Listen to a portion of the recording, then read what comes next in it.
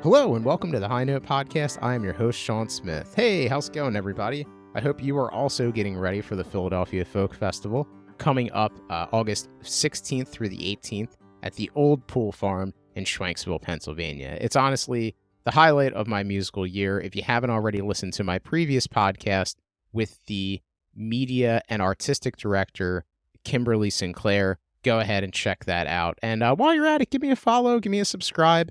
Check me out. We're at High Note Blog, anywhere you can do your social media, highnotblog.com. The podcast is there. The blog is there. We do everything. And today is a very special day on the High Note Podcast because I have none other than Tony Trischka as my guest. Tony is a Grammy-nominated, world-renowned banjo player who has performed with everybody from Steve Martin to the Dixie Chicks, Paul McCartney, Billy Strings, Sierra Farrell, Del McCoury, the list goes on and on. Of course, Molly Tuttle. I can't forget Molly Tuttle. A lot of these folks play on his most recent album, Earl Jam, which are songs of Earl Scruggs that he transcribed from jams that he got on a thumb drive, 200 songs in a thumb drive, and he narrowed it down to just 15 for this first album, and he has another album of Earl songs coming out next year. And that's what he's going to be performing at the Philadelphia Folk Festival when you see him. So Tony is absolutely incredible. I mean, he has been one of the premier banjo players. He has taught people like Molly Tuttle, like Béla Fleck, and he continues to teach through Artist Works. He has the Tony Trischka School of Banjo with Artist Works, which is really cool. It's an online learning platform, but it's also interactive. So you can send him a video and he will reply back to you with a video, show you what you're doing right, give you some tips on how to improve. Absolutely incredible guy. I mean, among other things, he has also performed on places like, you might have heard him on Prairie Home Companion, perhaps, Books on the Air, which is a fantastic Mountain Stage, From Our Front Porch. Some of these programs you might have heard him on. You also might have heard him, or you probably don't know, but if you've listened to Steve Martin's album Rare Bird Alert, Tony was the producer of that. So if you haven't seen him before, which I have, I had the privilege of seeing him in 2009 at the Philadelphia Folk Festival. I can't wait to see him again. I mean, he really is not just a banjo player, but a composer and really a banjo historian. And honestly, this is one of the coolest conversations that I've had in a long time on the podcast. So I hope that you all enjoy it as much as I do. And if you see me at the Philadelphia Folk Festival, please come up and say hello and introduce yourself to me. And, I might have a little special something for you. So without further ado, please enjoy my interview with the legend, Tony Trischka. Tony Trischka, welcome to the High Note Podcast. How are you doing today? Excellent. Excellently. Thank you very much, Sean. It's a pleasure to be here. Wonderful. Hey, so Tony, the reason that we're talking today specifically is because in just a few days, it seems like we're both going to be at the Philadelphia Folk Festival. That's correct. And I'm greatly looking forward to it. I think the first time I went was something like 1965 or something like that. Wow. So that was like the third or fourth fest. Something like that. Yeah. I know there was one in 61. So it certainly goes back that far. So how you grew up in Syracuse, how did you find out about the Philadelphia Folk Festival? Well, I got into folk music, I guess in, the early 60s anyway. My parents were into folk music. My mother went to school with Pete Seeger's wife, Toshi. And we had, Pete Seeger and Weaver's albums around Guthrie and various things like that. And then I discovered Bob Dylan somewhere around 1963, et cetera, and just really got into the whole folk thing before I got to bluegrass. And then, right around 63, I discovered the banjo. But so there was the whole folk boom going on at that time. I got into folk music through the Kingston Trio, even though it was around with Pete Seeger with my parents and all that. Anyway, so and my dad got one of those. He used to subscribe to Sing Out magazine like in the 50s, in the early 50s. So my parents were very left wing. So as I proudly say, and so we had these, people's uh, something that came before Sing Out magazine. But anyway, we had Sing Out magazine, and then I subscribed to it. And there was an ad for Philadelphia Folk Festival, and me and some friends went down there, and so that's how I discovered about it. Wow. Wow. And I know, so I saw you back in 2009, but how many times have you performed at the festival? It'd really be hard for me to say exactly. I'd say 3 or 4 times. I could be wrong about that. That's my memory of it. I was in the band called Skyline in the 80s, and I know we played there at least once, if not twice. And then since then a couple of times. So yeah, I'd say 3 or 4 times. Wow. Now, how has the festival changed over the years, since you started going in the 60s and then since you were last there in 2009? I can't really say, to be honest with you, because it was so long ago in 63 or 64, whenever that's 65. And I just don't have a firm memory of what it was like back then. And I don't remember it seeming like it had changed much in the times that I was there performing. And I haven't been there since the last time I performed there, so I don't really have a good answer for you. I just remember one year, it was like a mud fest. It was might have been 70 or 71 or something. It's like a hurricane had gone through, something like that. Maybe I'm getting the year wrong. Maybe it was later. But anyway, and I remember Bill Monroe was there, and we were all knee deep in mud, and he's there with a beautiful suit on, and he had white shoes on, and he walked from the entrance to the festival to this workshop stage, and got on stage, and it was immaculate, not a speck of mud on it. So I'm not saying anything, but what can I say? It's Bill Monroe. He walked on mud, and I remember being axle deep in mud and having to get towed out by a tractor. So that's one of the strong memories I have of the festival. I think you and many other people have that same memory of being axle deep and being pulled out by a tractor. Yeah, that's the only time that happened in the various times I went, but that's memory. I believe 2009 might have been a mud fest as well. I started going in 2008, and I think 2009 was one of the muddier festivals as well. It happens. That's when you put on a festival, you got to be ready for that sort of thing to happen. Yeah, it's a roll of the dice. So, how did you get into folk music? Back in the 60s, you had mentioned Bob Dylan. We're both Dylan fans, as I understand, and I think you're a Kingston Trio fan as well. Yeah, well, like I said, my parents, there was folk music around the house. They'd listen to Pete Seeger or the Weavers, and there was a Pete Seeger's children's album on Folkways that my parents would play for us growing up. And I still remember those songs vividly. So that was sort of in the background of my life. But then when I heard the Kingston Trio, I fell in love with their music, and I bought their first album. The very first album I ever bought was the Kingston Trio at large. And there's a song on there called MTA, which is about, well, I won't go into the details of what it's about, but it's about a subway system in Boston, how a guy paid his fare, and they raised the fare while he was on the subway, and so he couldn't afford it, the extra money, so he was going to ride forever beneath the streets of Boston. He's the man who never returned. There's a banjo solo on there by Dave Guard, the Kingston Trio's banjo player, and I heard that, and it was like, and I was already playing guitar at that point, folk guitar, as it were, and I heard that banjo thing, and I went, oh boy, I got to do that. I was totally enraptured immediately, and that's what set me onto the course of bluegrass. Wow. And you put down the guitar and picked up the banjo and never looked back? Exactly. Exactly what happened. Wow, that's great. And I understand that you're also a bit of a teacher too, that through the years you've been teaching banjo. How did you get into that? Well, while I was still living in New York City, and still living in Syracuse, New York, before I moved to New York City, this was around 1970, maybe, yeah, I'd say right around 70, there was an all-female bluegrass band called the Buffalo Gals, and I was friendly with them.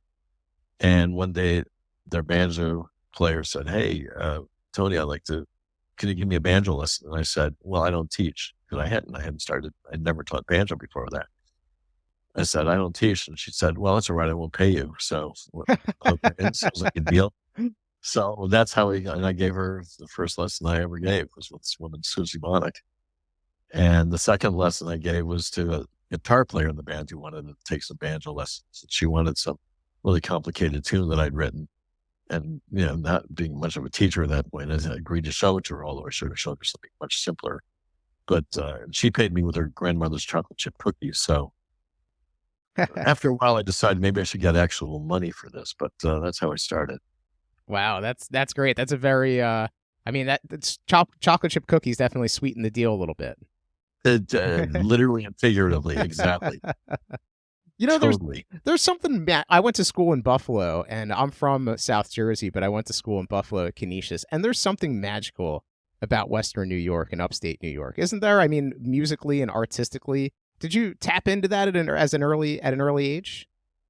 You said there's some. I missed the word. Something about upstate New York. Magical. Oh, magical. Yeah, I didn't feel that way at the time, but after a while, I was really glad to get out of there. Just the weather was just so oppressive at times with so much rain and cloudiness and all that. But going back there, it's still home for me just because it's so deep in my roots. I lived there till I was 23 and moved away in 1973 and moved back for about 6 months in 76. But I get back there once a year or something to play music. So I don't know if I would use the word magical. That's just me. But, there's still something down home about it for me, for sure. And, there was always a nice musical scene up there. So I was very fortunate because when I first started getting into the banjo, I had 2 teachers. My first teacher was not really much of a banjo player. He was more of a folk singer. And, but he was trying to show me some clawhammer, a downstroke style of banjo playing, which is not what I wanted. I wanted to learn how to pick, but my parents found this guy who supposedly played the banjo. So that's what I tried to learn. But the good news was that when I first showed up for my first lesson with this guy, I went to his apartment in Syracuse, and off in the corner was this album by a guy named Bob Dylan. Or at least that's how I thought it was pronounced. And I picked it up and looked at it, and it said, "To John." My teacher's name was John Gaines, and it said, "To John from Bob," whatever the inscription was, because my teacher knew Bob Dylan from the Village, like 61 or, early on before it became Bob Dylan. And so we went to see him in 1963 in Syracuse. Dylan came to do a concert benefit for CORE, which is a concert on. Sorry, it was trying to get it was Congress on Racial Equality or something like that was what CORE stood for. Anyway, Dylan gave an amazing show, which to this day I can still picture it. And afterwards, I got to go backstage with my teacher and meet Dylan, and he sort of had the dead fish handshake. Wow.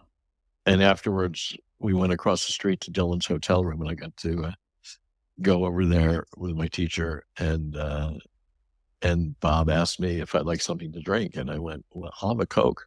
And he went down the hall and bought me a Coca-Cola. So that's, nothing else happened in my life. That was pretty cool. That's very cool. And lucky for all of us music fans, there's a lot more that's happened in your life since then. Yeah. That was at its height of the whole protest thing. At times they were changing, blowing the land, the hard rain's going to fall, and all those songs that they were all swirling around. At that point, he had just written all those tunes, and it was amazing. He was so powerful in his presentation, his stance, his charisma, the whole thing. It was just blazing. So I was very fortunate indeed. Was it around that time that you decided that you wanted to do this for a living, that you wanted to play music, as your job? I never decided that. I just did it. And that's true. I never was like, well, what am I going to do? Should I do this? No, I think the first money I earned was probably when I was 14. Again, taking banjo lessons from this first teacher who introduced me to Bob. And we did the gig at Syracuse University for some university club, and I got paid $15 for playing for 15 minutes. So I got $1 a minute. I thought, well, that's pretty good pay for 1963. Anyway, and then I would, I ended up meeting these two guys who were college guys, and I ended up playing with them after I took lessons from my second teacher, Hal Glatzer, who was a big college guy. He was 17 at the time, and I was 14. But I went to a hootenanny at Syracuse University, where my dad taught physics, actually. And there's this guy up there playing in the duo with a guitar player, and he's playing Scruggs style banjo. That's what I want to learn. So I contacted him, started taking lessons from him. And we're still in touch. He lives in New York City today, so from time to time we get together for dinner. But he set me on this path to perdition, as it were, and sort of opened the door. And he played in this band that rehearsed about 2 blocks from my house where I grew up and was living. And there were a couple of guys in the band who, after that band broke up, I got to start a band with. We were called the Down City Ramblers, and so I was a high school kid, and they were like freshmen in college or something. But they treated me as an equal, and it was a great experience to have a really good band to play with. Now, was that your first introduction to Earl Scruggs? I'm trying to think. Well, I mean, once I heard Charlie in the MTA and heard Dave Guard's banjo solo, he was a wonderful banjo player, by the way. I asked them, well, who else should I listen to? And they said, oh, listen to Earl Scruggs. So I bought a Fleck Scruggs album called Folk Songs of Our Land, which, Earl's wife, Louise, as I found out later, was the one that sort of positioned them. She was their manager for many years, and that's why they were so successful, because she had a really good business sense. And I got friendly with Louise in her later years, and she told me the story about how when she was booking Flatt and Scruggs and managing them in the mid-50s, people would call up, let's talk to Earl Scruggs, say, let's talk to Earl. And she would pick up the phone and say, hey, I'd like to talk to Earl. And she'd say, oh, what's it about? And they'd say, well, I want to book Flatt and Scruggs. And she'd say, oh, you can talk to me about that. And they'd say, well, I'd rather talk to Earl. And she'd say, well, you'll talk to me or you won't get Flatt and Scruggs. And so in various points in their career, she did really important things for them. Like they played at Carnegie Hall in 1962.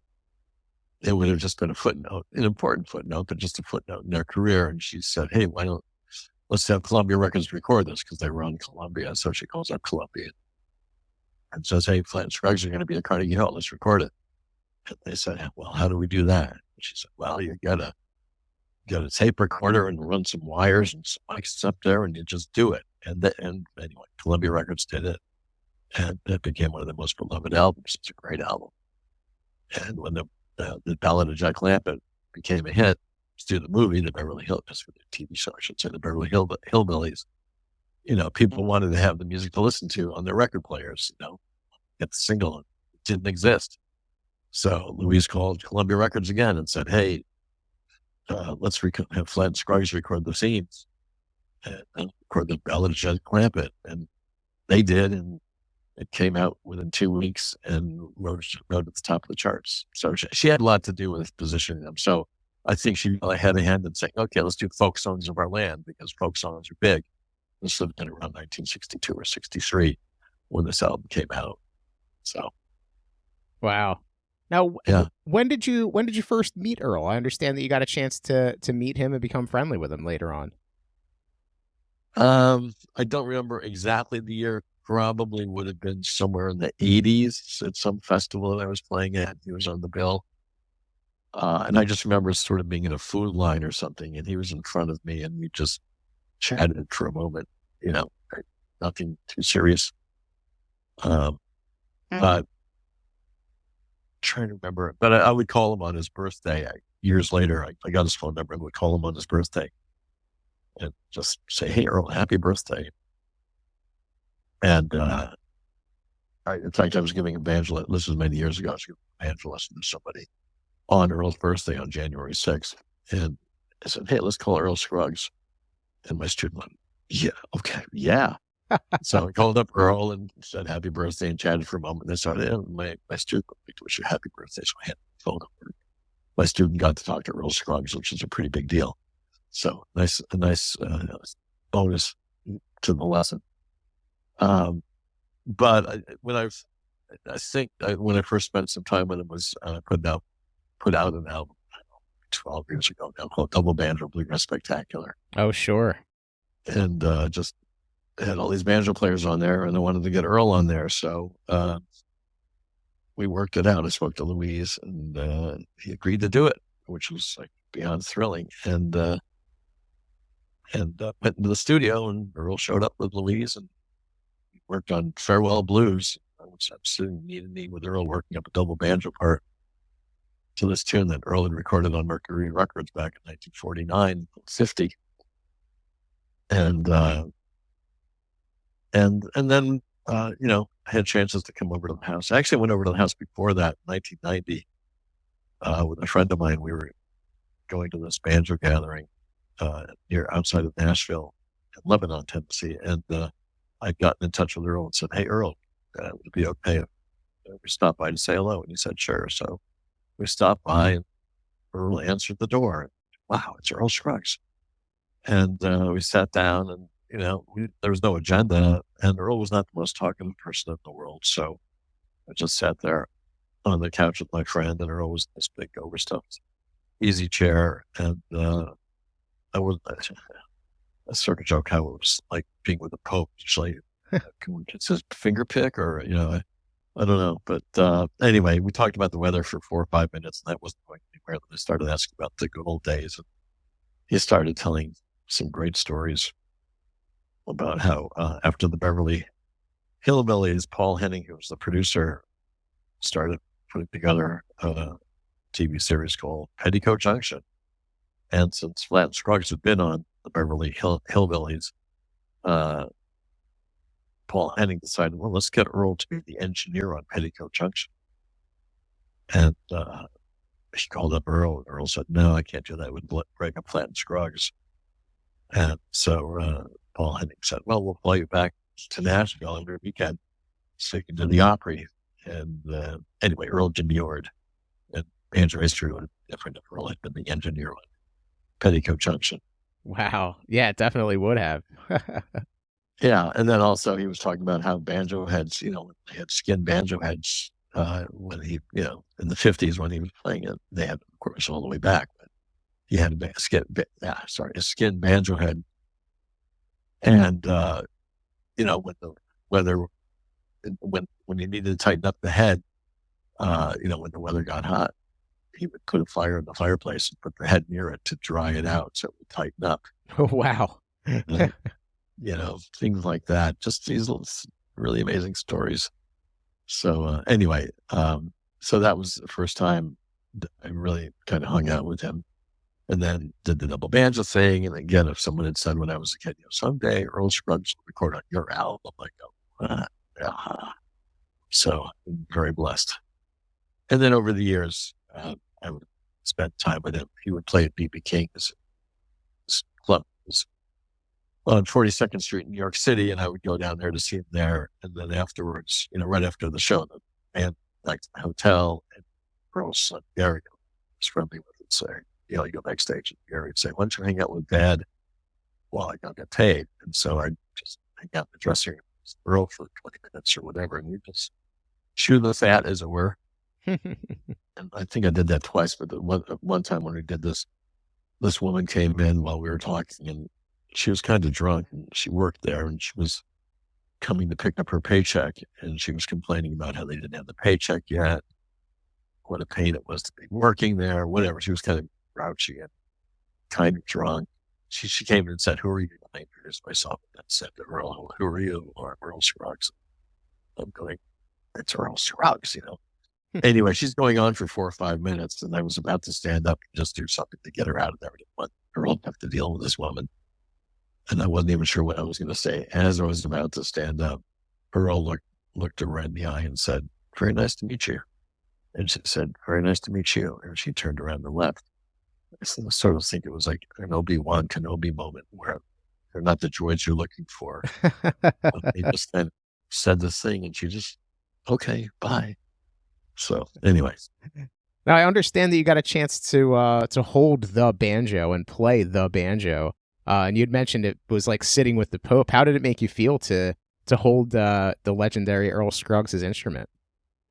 Yeah, this was in a different time. I was producing Steve Martin's second album of recent times, which was called became Rare Brutal Art. Which is a fantastic album, by the way, and I love Steve Martin and the Steep Canyon Rangers. I just have to mention Yeah, that.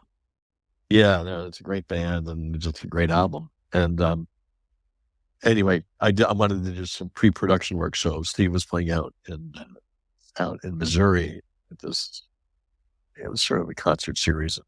Earl Scruggs was opening up for him, so I was out there, and we did a little running down concepts for arrangements for some of the tunes before the show. But anyway, at some point, I'm walking around backstage, and Earl's road manager comes over to me and says, "Would you like to play the banjo?" Anyway, yeah. So I went to Earl's dressing room, and he hands me his banjo, and I played on it a little bit, and it felt terrible, and it sounded worse. I couldn't get a sound out of it. I'm playing Earl Scruggs' banjo when he recorded all this amazing stuff with. And Steve Martin was back there too, and I handed it to Steve, and he put it into this double C tuning, which is a standard kind of old time clawhammer tuning, but very unusual for bluegrass. But Steve that tuning because he also was a wonderful clawhammer player. Anyway, he played on that a little bit and hands it back to Earl. And then Earl played a tune called Browns Ferry Blues, this double C tuning. I'd never heard him play it ever recorded anything in that tuning. Blew me away. And when he played his banjo, it sounded like Earl Scruggs. It sounded amazing. I just couldn't get a sound out of it. Wow. So, but I've talked to people since who had a chance to play the banjo and said it was just terribly set up. It just didn't have a good setup to it. But Earl could get the sound out of it. That's all that counted. Yeah, yeah, and that's a great segue because Browns Ferry Blues is the first song off of your album Earl Jam. Yeah, tell me a little bit about this mythical USB that you got with all of these songs on it. Well, I'd worked on there are two Earl Scruggs books. One is the first one came out in around 67 or 68, which had a whole bunch of his tunes all transcribed. They were transcribed originally by a guy named Bill Keith, who was a very influential banjo player, one of my big heroes. But a lot of stuff was left out of that book. You can only put so much in the book. So many years later, they put out a second book. All the stuff that should have been in the first book. But apparently it was transcribed, most solos are transcribed by guitar players that knew nothing about the style. The notes might have been correct, but they were all the wrong places on the neck. And anyway, so I was asked by this gentleman I know from Syracuse, New York, named Bob Peekle, who was a banjo player, to help do the corrections. So he and I and this third banjo player, Tom Adams, we chose I don't remember, 15 or 20 tunes each and went through them and corrected them. And here and there, Bob Peekle would send me a tune from these jam sessions with John Hartford and Earl Scruggs. He'd email me these tunes. I'm getting these tunes that we've never heard Earl Scruggs play before, or tunes that we've heard him play before, but never playing these crazy, amazing licks in them that we know from recordings. And so I said, "What are they? What's this?" He said, Bob said he was at some of these jam sessions that Earl and John Hartford would do from the mid 80s to the mid 90s. And at some point he said John Hartford got in touch with him and said, and John Hartford had recorded all these jam sessions with cheap tape, cassette machine. And so he had piles of tapes from all these jam sessions. So John got in touch with Bob at some point and said, "Someday if my house were to burn down, all this music would be lost. So I want to send copies of all this to you." And he did. And Bob Peekle digitized it. And after sending me these individual 1 tune at a time, he'd send me a thumb drive of over 200 of these tunes. And I started delving into them and just hearing, wow, I've never heard Earl Scruggs play this tune. And I was just blown away by some of the things he was playing. Just that he was playing this weird tune, or look what he's playing on this tune. So I started transcribing them. I'd slow them down to half speed, write the banjo tablature. And then at some point I decided, well, I should just record these tunes and, record a bunch of these tunes and have every single note that I play on them for solos be these note for note Earl solos that I transcribed. And that's what I did. And we approached this guy, Ken Irwin, who he was one of the three original Rounder Records folks, the others being Bill Allen and Marion Lake. And the two of them and Ken started Rounder Records around 1970. And all my solo albums, with exception of one, have been on Rounder. So I'm a longtime Rounder artiste. And anyway, they got out of the Rounders got out of the record business, sold the company. And then these many years later, maybe 3 years ago now, they started a new company called Down the Road. They asked me to be their first artist, as it were. And they were interested in taking on this Earl Jam project. And they did. And that's the first album of two albums that will be. I recorded 26 tunes and or somewhere around that. Anyway, the first 15 ended up on this first Earl Jam album, which came out in March. And then the last 11 songs plus a few more will go on Earl Jam 2, which will come out sometime next year. Wow, I can't wait. I can't wait for the next one because I absolutely love this album. And you put together a hell of a lineup. I mean, honestly, I think you've gotten just about every single one of my favorite bluegrass performers on there. Del McCoury, Molly Tuttle, of course, Billy Strings, Sierra Farrell. How did you put together this band and choose these folks to play with you? Well, I just try to find the best people I could find. And I knew that I'd sat in with Billy Strings. I sat in on a couple of his gigs. So we were friendly, and he and I were both on a tune on Béla Fleck's My Bluegrass Heart album. So we had spent some time in the studio. He just loved me with his flag. And just a really sweet guy. So anyway, I got in touch and asked a few people to be on the album.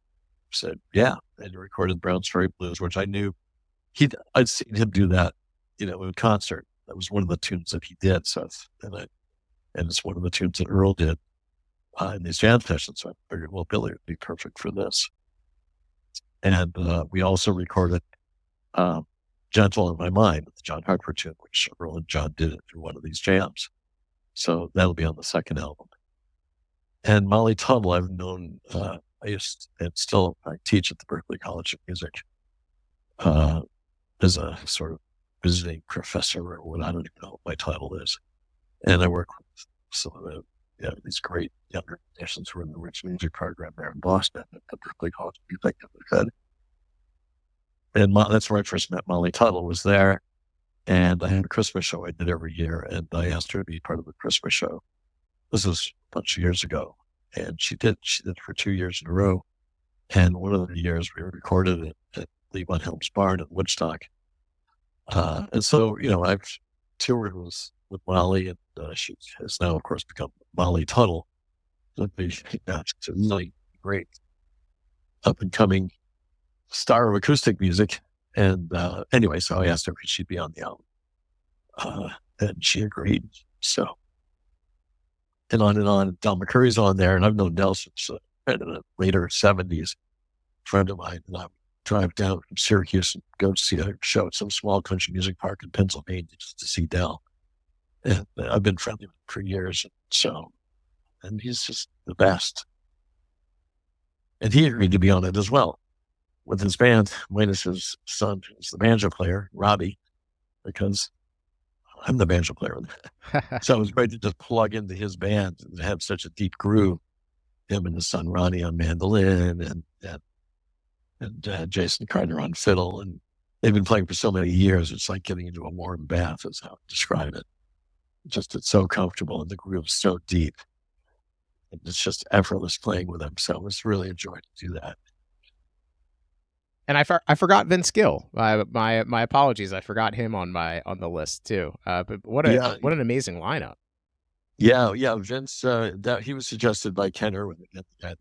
started this Down the Road Records. And I said, sure. And I'd met Vince a couple of times, really just in passing over the years. But Ken got in touch with Vince's management. They said, yeah, he's a go.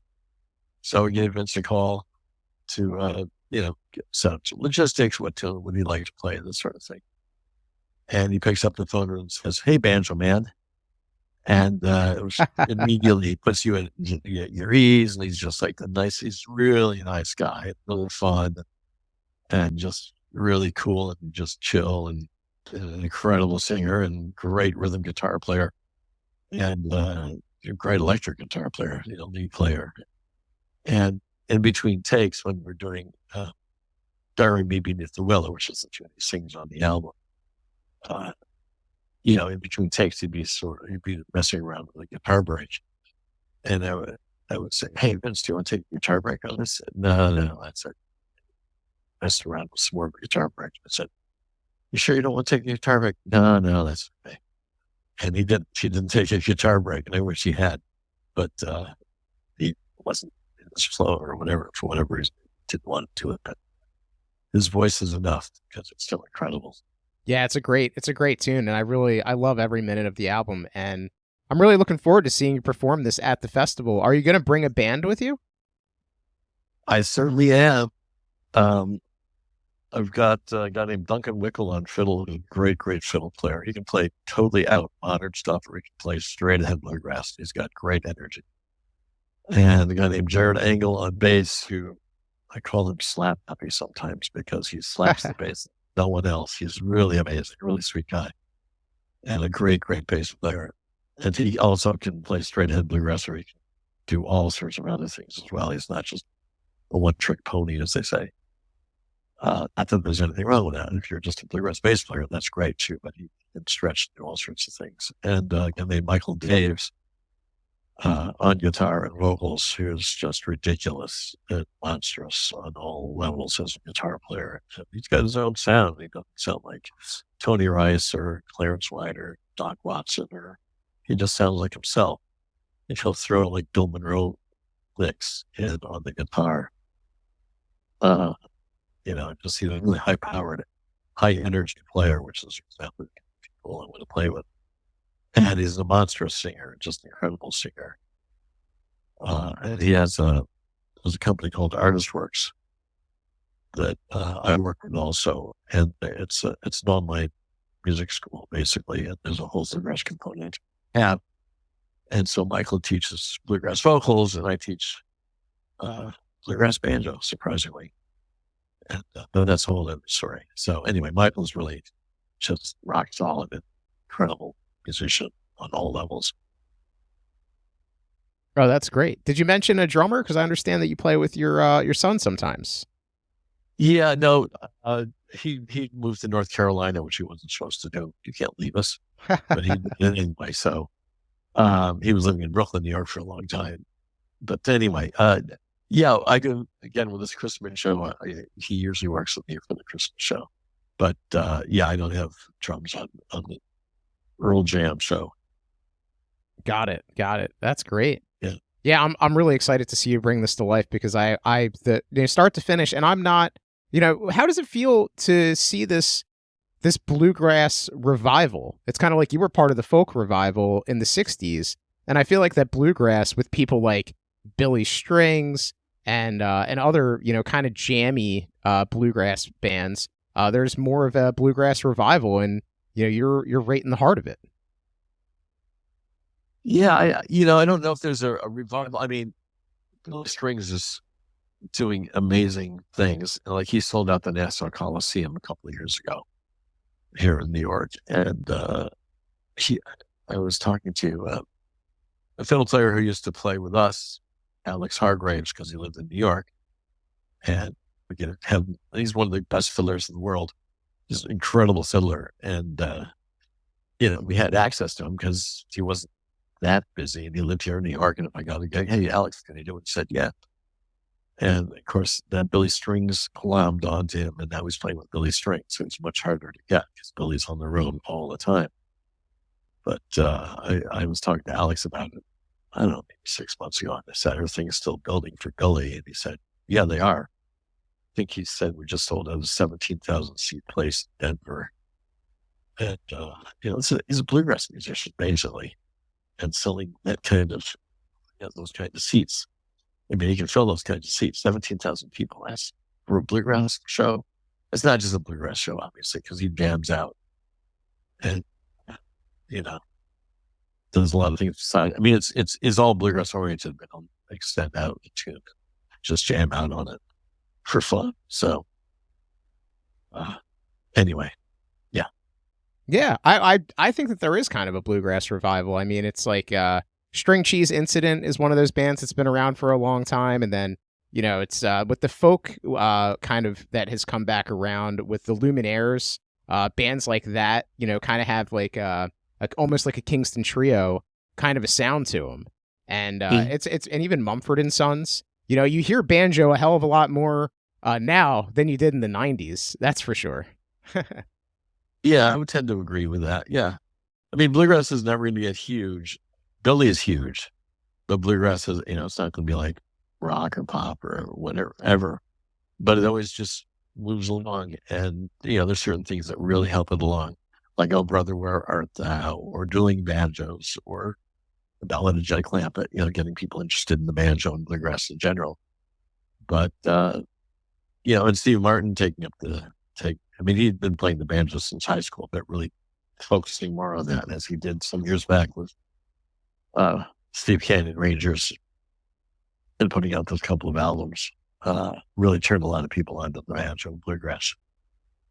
So, yeah. So, yeah, I guess, things are pretty strong right now. And, again, Billy Strings being forefront, Molly Tuttle coming right up behind. She's really attracting a new, younger audience, because bluegrass audiences tend to be older. And it's great to see younger people getting into it as well. Yeah. Yeah, absolutely. Yeah, I imagine you're going to see a lot of different generations at the folk festival when you're up there on the Martin main stage. Yeah, I hope so. Because keeps the music alive, carrying it on through the generations. Yeah, and that's something that you're doing too. I mean, by bringing the Earl Scruggs songs to life again, these old recordings, you're kind of introducing them to a whole other generation. And with, the tablature too, transcribing everything, you're really setting things up so that a whole nother flock of banjo players can pick them up and play them in the future. Yeah, I hope it has that effect, because, again, people would ask me from time to time, "Oh, can I get copies of that thumb drive, with all these over 200 tunes?" And I'd say, I don't know, it's not really mine to give out. It didn't feel right. And then I talked to this guy who played with John Hartford for a few years in John's later years, Bob Carlin. He's from Philadelphia originally, I think, and Philadelphia Folk Festival a bunch. Great clawhammer player, living in North Carolina now. But anyway, I talked to him about these recordings, and he said that Earl had told John Hartford that he didn't want any of his recordings to ever get out there, to the public at large. So that's great to know that, because I don't want to go against Earl's wishes, even if I felt like I had to get them out there. But again, they're not my recordings. I have access to them, but they're not mine. I didn't make. And to do the Earl Jam album, I got in touch with John's daughter, Katie, who's in charge of his estate. I got in touch with Earl Scruggs' son, Earl Scruggs' grandson, because Gary Scruggs was the last surviving member of the Scruggs family, direct member. He passed unexpectedly from a heart attack. I just spoke 2 weeks earlier, asking him if it would be okay if I did this album project. He said, we had a long conversation. He said, well, as long as you do it respectfully. So, but I didn't have anything in writing, so I had to get in touch with Gary's sons, and they gave me permission to go ahead and do the show. Anyway, so, but just the fact that Earl did not want these recordings to get out there, which, it's his right to have wanted that. So people certainly obey his wishes. I'll never let them get into anyone's hands, as wonderful as these recordings are. And the thing is, impressive about these recordings. They're just, hey, how about this tune? Okay, let's do that. How about this? Okay, let's do that. And it's never like, it seems like they knew all these songs. You could just play them effortlessly. There was never like, I can't remember that any recording I've heard out of these 200 songs where Earl just kind of lost in the middle or something, or was having trouble playing something because he'd never played it before. Every single thing he played was practically flawless. His timing, and he was in his later years towards the end of these recordings. I'd say his 60s and into his maybe early 70s, maybe somewhere in that neighborhood. And he could play really fast and really clean and just great ideas, really creative things. No matter what it was, he was just on fire for all of this. And, I'm going down these list of tunes on this thumb drive, and suddenly I see, Here Comes the Bride. What? They did Here Comes the Bride. Here Comes the Bride. And they did it. They just did one take, one try at it. And it's just John and Earl, presumably at Earl's house. They're just jamming on Here Comes the Bride. And John Hartford played fiddle in it, just about every tune that I've heard. And so it's just a fiddle banjo duet. And there's no audience. It's just the two of them just sitting around playing it. And Earl just plays the simple melody, but up the neck in a really cool way. And you hear John dancing as he would in part of the show. He would do a little buck and wing on a plywood board. And so here he is in this just jamming with Earl, just the two of them, and he's dancing.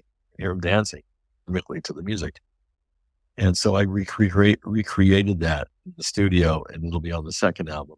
I got Michael Cleveland, who's just awesome, as the kids say, just ridiculously amazing fiddle player. And he played John Hartford's, played the part of John Hartford, playing Here Comes the Bride. And I played Earl's part, of course, playing his stuff note for note. And got Mark Schatz, great bass player, great clogger too, to do the dancing part, to do John's dancing on it. And then I got, and Sam Bush was in the studio, and I got him to sing Here Comes the Bride in the voice of Harry Carey, the voice of the Chicago Cubs. And it's pretty amazing track, if I do say so. That's so cool. Sam sing that. And then again, that'll be on the second. And do you see, and from this album, the recordings were just jams. Do you get that as somebody who has composed? And I understand that you've even played classical music when you were first started playing banjo. Do you get that kind of energy from jamming? Do you think that there's that kind of seamless fluidity that comes when you're playing with other people? Yeah, it can. It can, sure. Everyone's relaxed. You're not trying to prove anything, and you're not on stage having to play something really difficult. Once in a while, someone will call a tune that, you're not that familiar, that I might not be that familiar with, and I might, struggle a little bit to get through a part of it or something. And that's what's amazing with these tunes. I say every single tune I've heard, it was all effortless. It all sounded like they'd been playing these tunes for years. And I don't imagine Earl had been playing Here Comes the Bride very often.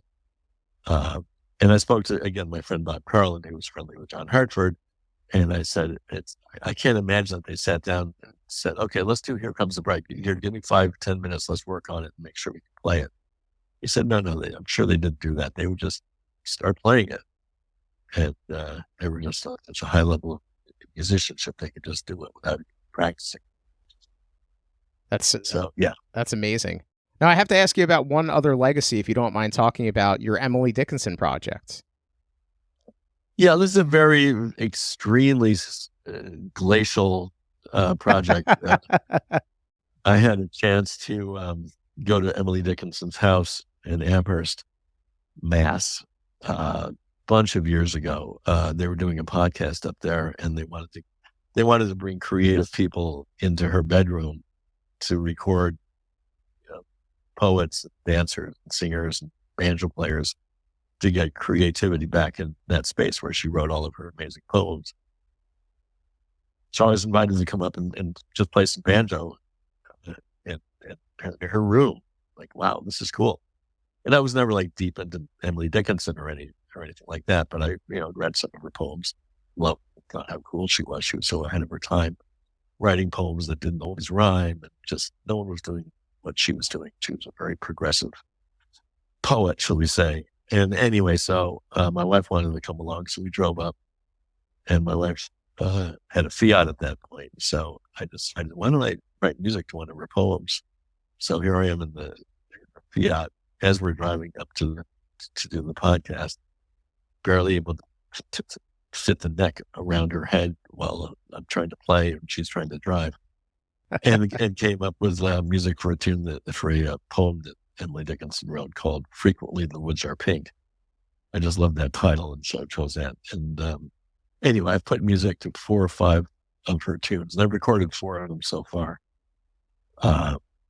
Mostly just banjo, vocal duets, but and I'm not sure when this will come to fruition because I'm still focusing on promoting this first Earl Jam album, and then the second one's coming out next year. So certainly for the next couple of years, I'm just doing Earl stuff. I'll do some things on the side, but in terms of putting out an album of this Emily music. Plus, I have to write music for some more of her poems. I have like 2 or 3 other poems that I put music to that I haven't recorded yet, but I've got to come up with more music. But it's something, off in the future that will hopefully see the light of day at some point. That's so cool. I can't wait. Honestly, can't wait. Well, I know we don't have a ton of time left. I ask every guest 3 questions, but before I do, is there anything that I should have asked that you think that I should have asked? Again, just mentioning this Artist Works. I've got this Tony Trischka School of Banjo, which is something I've been doing for 15 years now. And as I said, Michael Davis has done it. They've got a whole bluegrass program with Alex Hargraves, who I mentioned before, Brittany Haas, and another incredible fiddle player who I play with from time to time, and Daryl Anger and Mike Marshall, and Allison Brown is doing a banjo series there too, and Noam Pikelny, and Brian Sutton, and Chris Aldridge. They've just got an incredible bunch of folks, creme de la creme of just, I'd say, somewhat younger dress musicians that teach. Anyway, and so as I said, Michael Davis will be with me in Philly, and myself do it. And the deal is, you go in and you film 3-camera shoot of, not 4-camera shoot, I was thinking of, I did 300 lessons to start with. Wow. And something like that. And you can add to them, every year I go out and film more lessons and add to them. I'm sorry, I'm wrong. I did 100 lessons at first. It's burgeoned to about 300 now. And so they used to be based in Napa, California, and I would go out there once or twice a year and film new lessons. So it's not like a book where once it's done, it's done. With this, you can just keep adding to it. And I've done over 50 interviews that are all there and available. It's a subscription sort of thing. You can subscribe for 3 months, 6 months, or a year. And I've got interviews with, again, Allison Brown, B.B. Bowness, this really great up-and-coming banjo player. She's amazing. And Earl Scruggs and John Hartford, Earl Scruggs, Sonny Osborne, Béla Fleck, on and on. Just Steve Martin, I interviewed him for it also. And then what's nice about it is people can send in a video and I respond to it. It goes into a queue. And then I respond to it. And I've done, I think, 12,000 of these video exchanges, as they're called, over the last 15 years. And critique people in a friendly way. And then I usually do a variation on whatever tune they're working on at the end, so a little extra information that they can mess around with. So anyway, that's something that when all gigs and workshops went away during the height of COVID, I had this online school that kept earning me throughout. So it made it easier to survive the pandemic. That's so cool. I think the interactivity, like you said, the responding of the videos, and I've heard other people speak about you responding to their videos, and I think that's absolutely amazing and so cool to be able to interact with somebody of your caliber and to learn on such a deep level. I think that's amazing, and really, good on you for sharing your knowledge with people to encourage all of these musicians throughout the world. I think it's absolutely amazing. Yeah, and it's great because it's worldwide. You know, I had one guy who was in Moscow who was a really good Scruggs player. I've had people from South Africa, Japan, all over Europe, all over, every state in practically. I had someone who was a soldier who was in Afghanistan. Once things were really, pretty strong over there. And he had his banjo with him, and he would send in a video from Afghanistan. So it's just really crazy, and music can save one's life, not literally, but, when you're in really difficult circumstances as the soldier was, I'm sure the banjo gave him a lot of comfort. So. Absolutely. That's beautiful. Absolutely amazing. Well, my final three questions, it's probably really going to be two, because you already answered the first one, but maybe you can give me a little bit more info about it. What was the first album that you bought? The very first album, as I actually mentioned earlier, was the Kingston Trio at Large on Capitol Records, somewhere around 1961, 62, somewhere in there. That was the very first album. Yeah, what made you want to buy that? I'd heard their music on the radio or something, and I just saved up my allowance to go down to the store and buy it. And I just was a fan, and I'm not sure why I chose that particular album, but it was kismet because I happened to have the song on there that made me play the banjo. And if I got a different Kingston Trio record, there might not have been a tune on there that would have the same effect on me. So, and I hadn't even thought about that before, but why did I choose that particular one? I'm imagining probably other Kingston Trio albums in the stacks there. And I just happened to choose that one because it was not their first album. They had two or three other albums before that. Wow. So that's so cool. Live with Hungry Eye, and then there was a red cover one called the Kingston Trio, and maybe this was their third album or something like that. So anyway, it was all meant to be. Wow. What was the first concert that you ever attended? Boy, that's a really good question. I did see the Kingston Trio at the Syracuse War Memorial. That would have been early for sure. That was when John Stewart had replaced Dave Guard. That would have been like 62 or something like that, maybe. But there were a lot of, I don't remember exactly, but a lot of people came to Syracuse. There was the Unicorn Coffee House that was there, and the New Lost City Ramblers played there. I saw that. Reverend Gary Davis, Tom Paxton. Oh, wow. Jose Feliciano. In fact, we opened up for Jose Feliciano when I was 14. Me and my band teacher, John Gaines. And I remember I think it was the second gig I ever did, the first one being that one at Syracuse University. And there was a low stage. And so Jose Feliciano was just sitting in the audience with his seeing eye dog who was at his side. And as I got up to the stage, I'd never been on stage before, and I'd never done lights coming at you, to light up the stage. And I got sort of lost in the lights and tripped off the stage. I didn't realize it was, it wasn't on ground level. So I just sort of tripped and fell down, my banjo on. And I wasn't the one that was blind, but I was blinded by the lights. So that was, anyway. That's really cool. And last question is, what is your favorite score or soundtrack from a movie? Favorite score or soundtrack from a movie? These are great questions. Well, Exodus for many years, about the founding of Israel. That was, I saw that movie with Paul Newman, Eva Marie Saint. Anyway, I loved that movie when it came out. Saw it many, many times. And I loved that soundtrack. And I still listen to it from time to time. So I would say that. And The Guns of Navarone, another one of my favorite films of all time.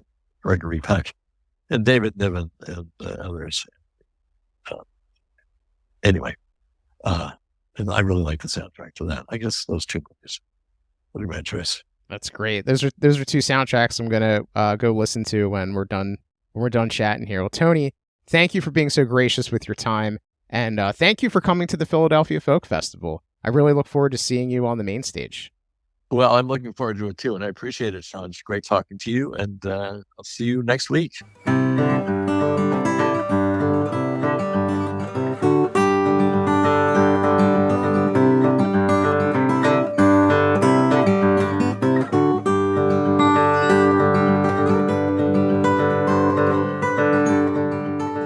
don't think anyone wants to hear about football/soccer.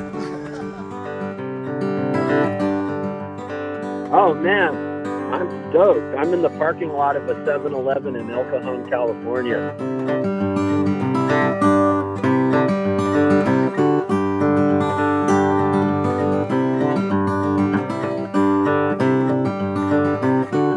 Man, these are great questions. I think the answers are probably better.